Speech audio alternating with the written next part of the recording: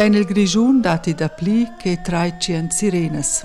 Ellas guardan che la popolazione venga allarmata en taifer secundas en cas d'urgenza.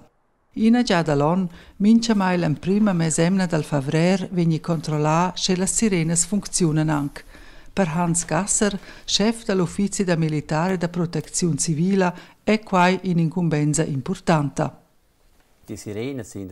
Las sirenes en montadas in techs da casas e in edificis exponits.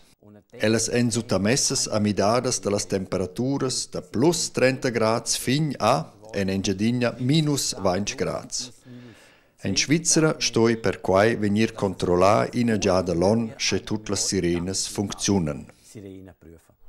I dat dus differents alarms. L'alarm general è caratterizzat in sun regular che va si e giù.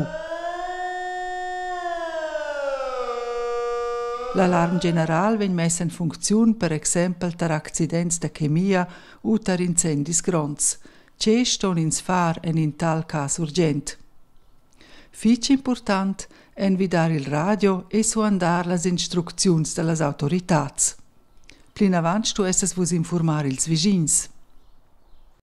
Ultra dall'alarm general dati anche in auter l'alarm d'aua. El è caratterizzat in ton bass. L'alarm d'aua indica che la popolazione che vive sotto in stabiliment d'accumulazione è periclitata. L'Uffizio da Militare da Protezione Civile ha plans precis per le regioni che fissen pertucciadas in il caso d'urgent. Nus avain da inscrit quests plans allas vischnancas. Quels indiceschen la direcziun per fugir.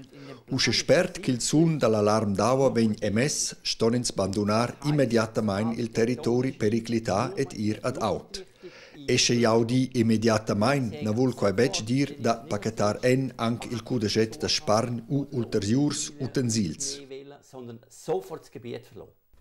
Da pli informaziuns davart l'alarm cetais vus sin l'ultima pagina del cudes da telefon, en il teletext sin pagina 662 ed en l'internet sut www.bevölkerungsschutz.ch.